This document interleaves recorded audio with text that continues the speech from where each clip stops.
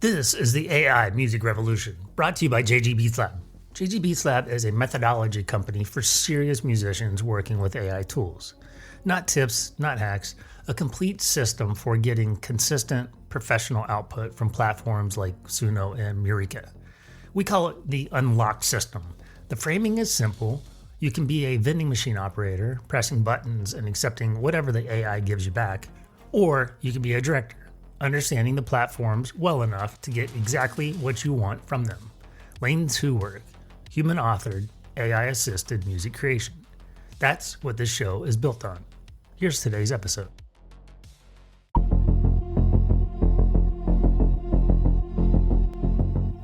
Hello and welcome to the AI Music Revolution. I am your host, Josh Gilliland, the founder of JG Beats Lab. Today is a Red Lab Conversations episode, and my guest today trained as a classical bass-baritone at the Royal Northern College of Music. He played keyboards in bands. He owned a DX7, a Jupiter, a Juno 06, all kinds of different samplers. He's heard every version of "That's Not Real Music" that exists. And now he's doing some of the most sophisticated AI music production work that I have seen anywhere in the space. Roy Brennan is a Red Lab Access member based in the UK, and this conversation genuinely surprised me. We cover his entry into Suno, which he describes accurately as crack cocaine, the moment Fader changed everything for him, and the remarkable workflow he's built connecting Claude Projects to NotebookLM via MCP to create what is essentially a living, context-aware production system. We also get into his musicology protocols, a method he's built for translating producer aesthetics like Tony Visconti into actual Suno tag language. That section alone is worth a listen. But what I keep coming back to from this conversation is something he said near the end. It's given me back some creative joy. That is not a small thing. That is the whole point.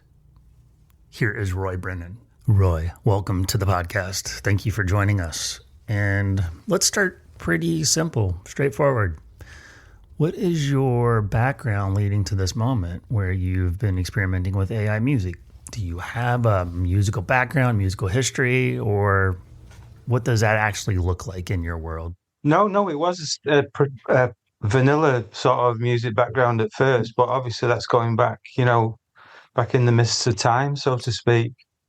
I grew as a young teenager playing instruments through to playing in bands in my late teens, doing keyboards and some singing. When the band thing sort of ran dry of fuel, I did the 8 classical grades on the piano and went to train as a classical bass-baritone at the Royal Northern College of Music. But that didn't end up lasting. I mean, I was training. I have got a trained voice, but it's like so long ago. And a sort of mishap or chance meeting with somebody in a choir led me to stop doing it and do foreign languages instead. But that's another story. But yeah, so I've always tinkered. I've always had a guitar that I used to strum. But since my children were babies, that kind of died down a bit. Really do that much after that. You know, a lot of people in this community, they seem to have a similar story where when they were younger, they were exposed to music in some way, shape, or form, learning music, performing music. And then as they grew, as they got older and life changed, they used that seed of inspiration or knowledge or experience from their childhood to then sprout their AI music creation journey. Yeah, I mean, at one point, I don't know if it's more of a maturity issue.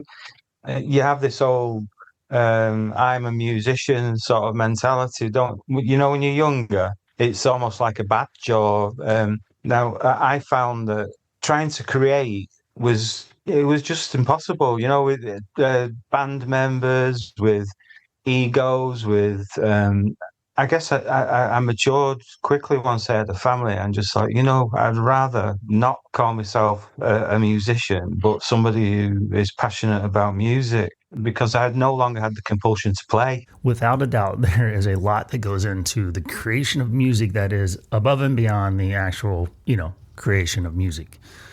Let's shift into Suno now. What was your entry point or exposure to Suno? What did that look like for you?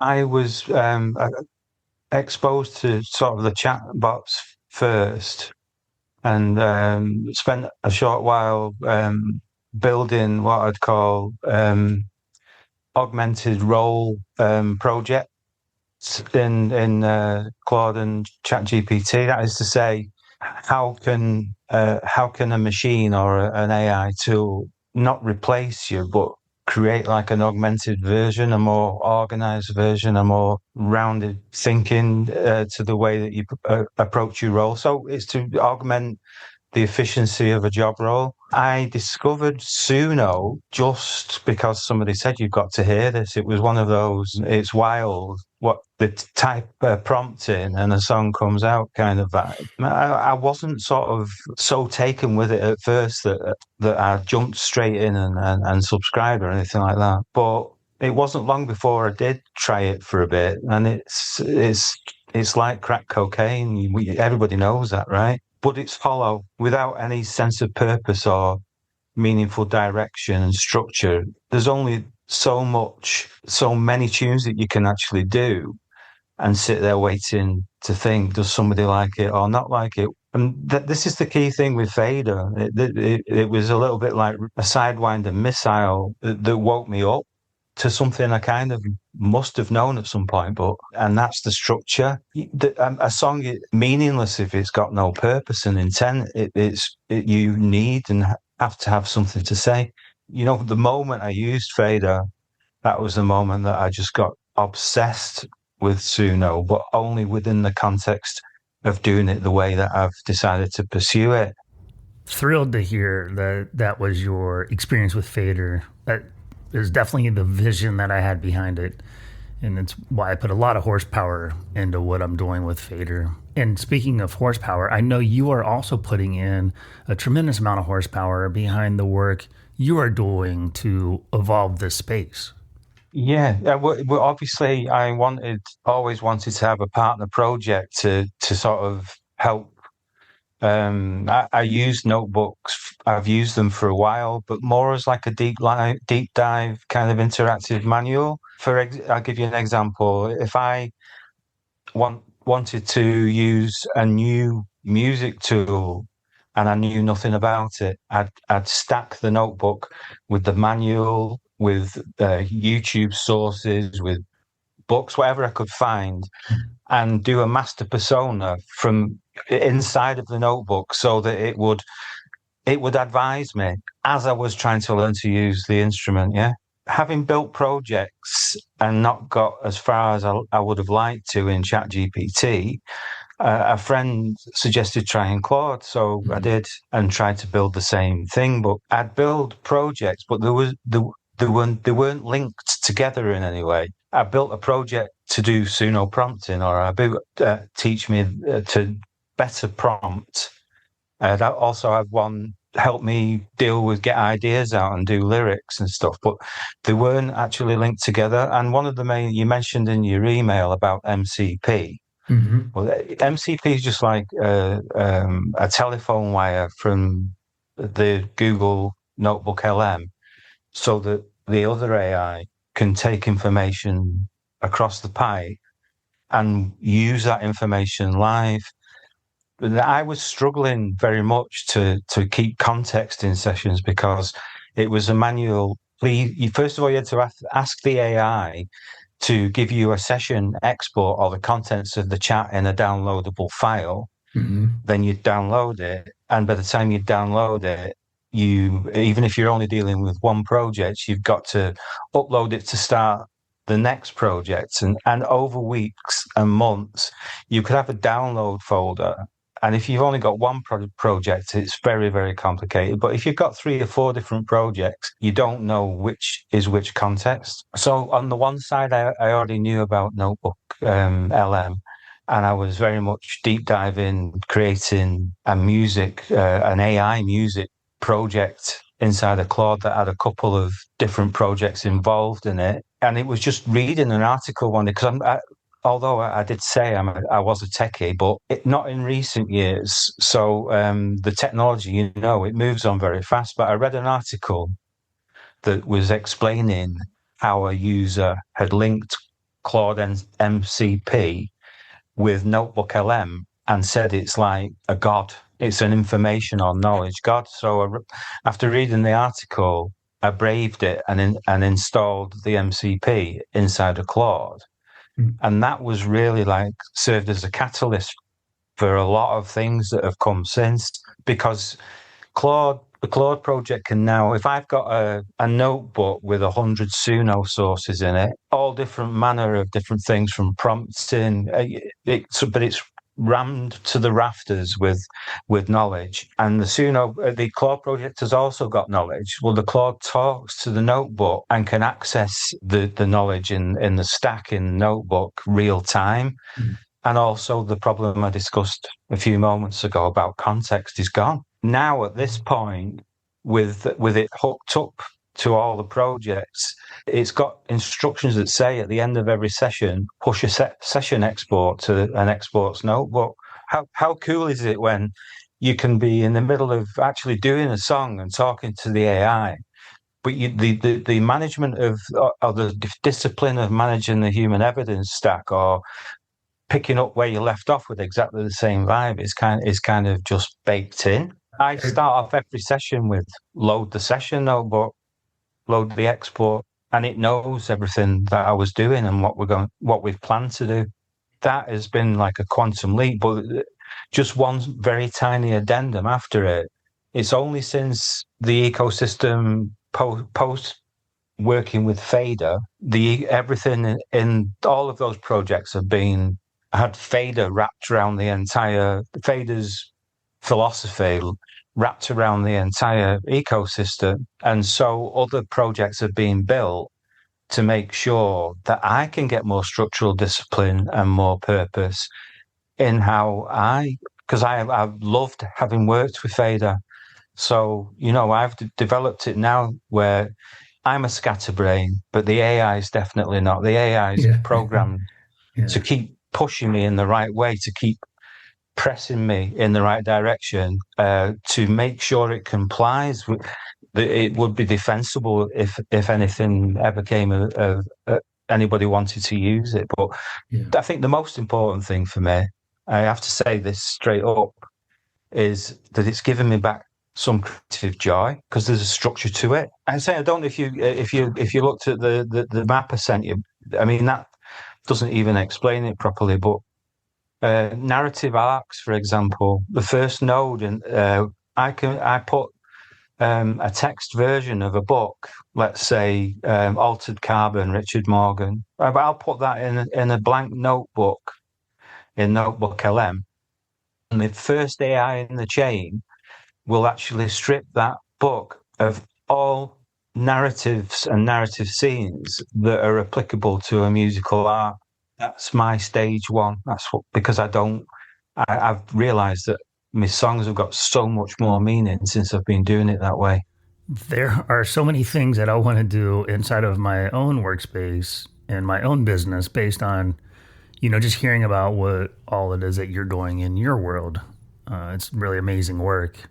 And I'm always kind of looking for ways to keep my own internal world of agents updated, striving to be as close to real time as possible. Yeah, I mean, sure, an agent could do it. I haven't dared venture into agents because it's taken enough time to get to the point where I've got the eureka moment. I know what it needs to do, and I mean, when I say it strips it of one book could give me 13 narrative scenes, But the second AI in the chain is what I call it's set up to be a compositional assistant, with knowledge about film scores and songs and heuristics.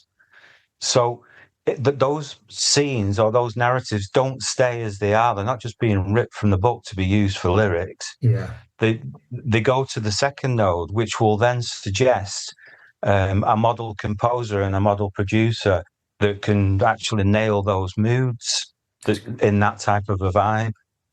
And then that's when it starts to lead towards kicking off a lyric writing process, because since about a year ago, I was developing a set of musicology protocols which research any name. If I said, okay, Tony Visconti, David Bowie's producer, that's the name I give it. It brings me everything back about Tony Visconti, his studio methods, his preferred way of working, but everything about him. At the end of the pipeline of that protocol, it squeezes it out in JSON files that in Suno language. Does that make sense? It does. Yep. Language that it's translating the individual's musical special elements into tags in a simple way of putting it, or potential tags, and that is the first stage of it. So by the time that notebook, the compositional one, gives a brief back, it's suggested a composer, it's suggested a producer, and it's also probably suggested a reference track for each. That's the bare bones of the track, though, Josh. You know what I'm saying? Yeah. It's a tag stack with no lyrics in it and a style box. Roy, you are ahead of most in your thought leadership in this space. And I love how you share your lessons and your ideas, especially inside of the Red Lab Access community, which I love you being an active part of. I think that's extremely important to share so we all continue to grow in this space.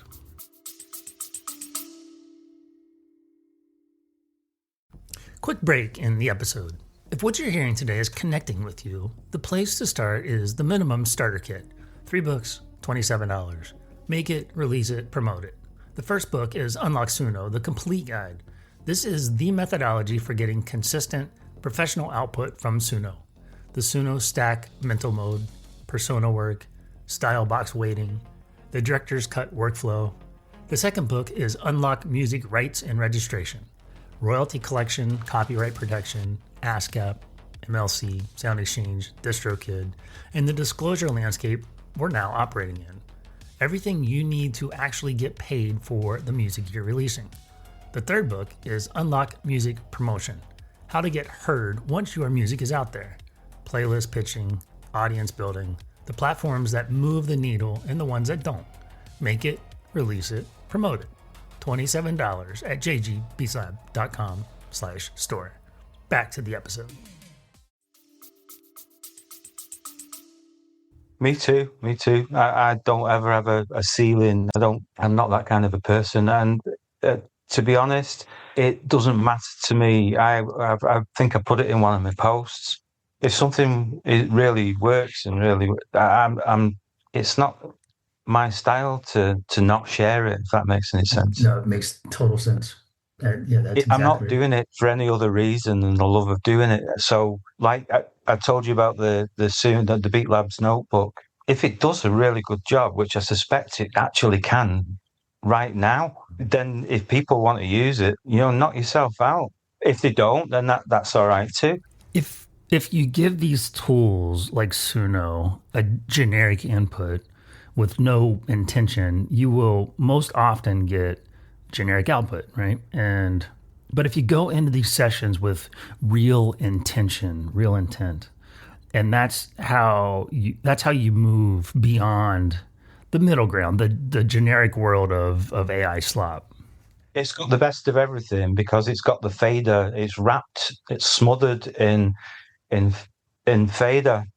You know what I'm saying? Hmm. Fader produces music. You know, it's the co-producer, and so you could to get to the point where you've got something worth working with the tool is another question.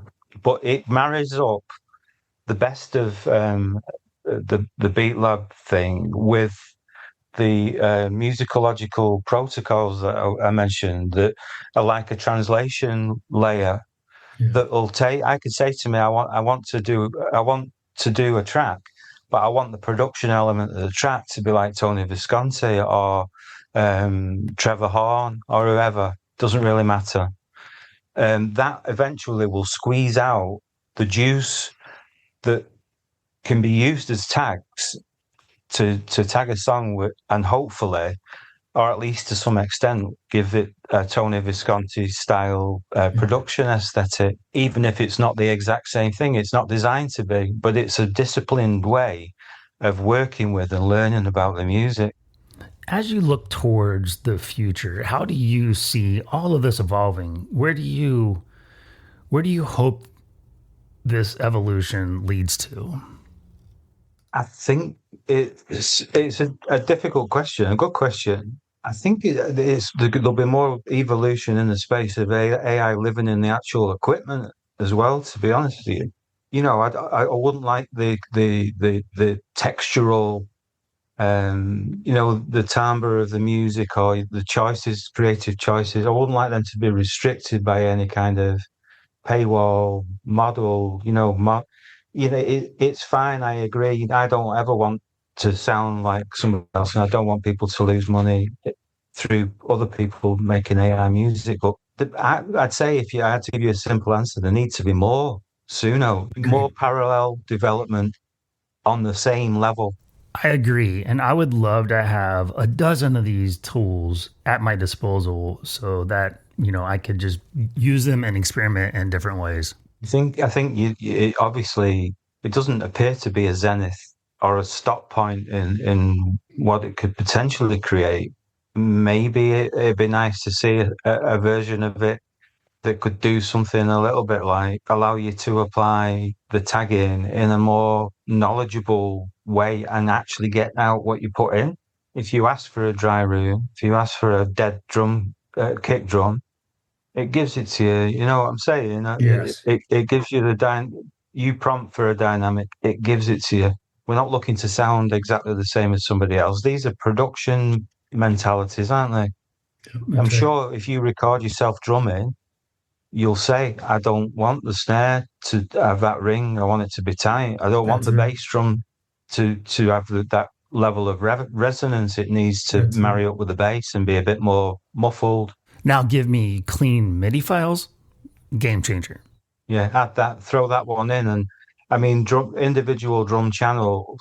I mean, I wouldn't go as far as to say the drums are completely rubbish in saying that, but I'm sure you as a drummer will admit that they've got a distance to go before They do. you can get, if the MIDI's not good enough, then you can't do the logical next step. For me, that logical next step would be, I mean, everything happens on one machine, but it would be taking it into Scalar and mapping it to BFD. But if it doesn't, if the MIDI's not a good quality, then that's just going to be a bit of a headache. So Yeah. yeah, improved MIDI would be a top feature. Roy, this has been a very educational conversation, and I thank you for your time. I learn so much every time that I interact with you, and I'm glad that you're sharing this with the audience as well. So we can move towards closing this up now, and so just kind of take a moment and any closing thoughts, any thoughts around the stigma of AI music creation or any direction you want to take it. The microphone, the floor is yours. Yeah, no, I don't take any notice of what people say about it. I mean, I've written, I'll occasionally post an article, and if that makes it as far as the main page, then that usually contains what my views on it are. I mean, I think it's absolute, as they would say in London, poppycock. It's nonsense. As a former owner of a whole line from the DX7 to the D80 to the Jupiter to the Juno 6 to an Akai S900 sampler MPC sequencers, all kinds of stuff. They all went through the same sort of stages of people saying you're not a proper musician, it's not an instrument, it's not this, it's not. For me, the AI meeting up with proper intentional creativity is a revolution. Like the book says, its possibilities just blow me away. I don't see any negative to it.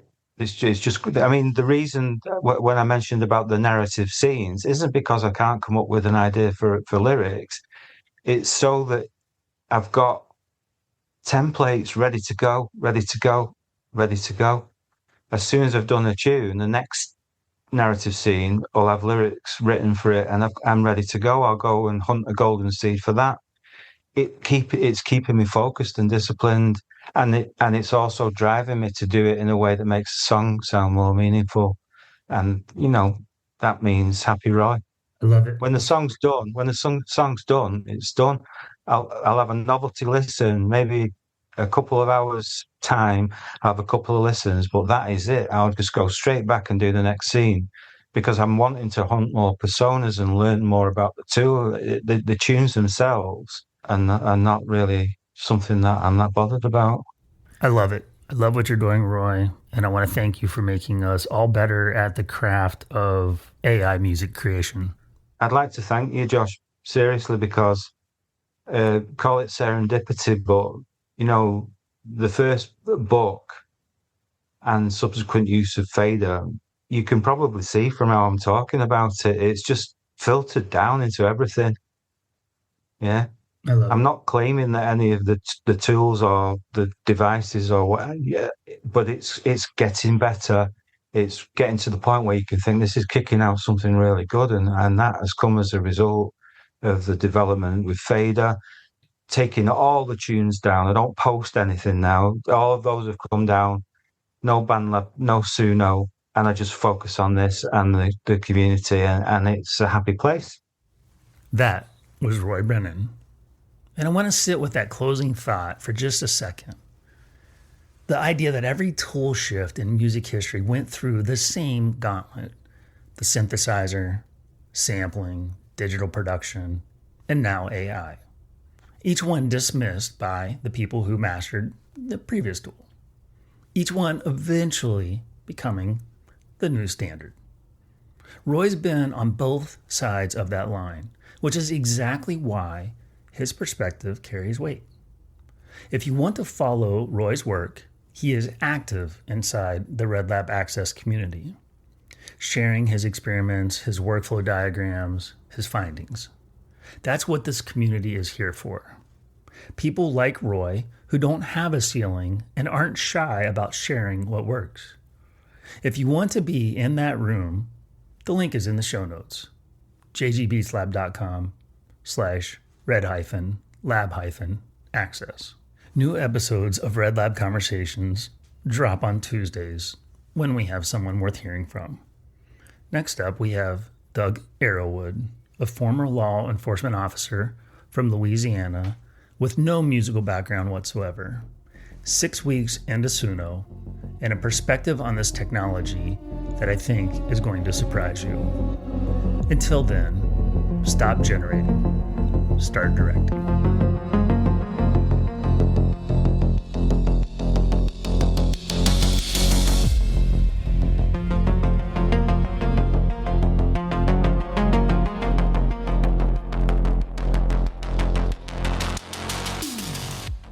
One more thing before you go. Every Thursday morning, I send out a newsletter, 1 email a week. It's where I share what I'm working on in the studio, the research running the lab, and the methodology I'm refining in real time. New books, new blueprints, new findings from the Red Lab protocol research. If that sounds useful, the sign up is right on the homepage at jgbeatslab.com. Thanks for listening. I'll see you next Friday.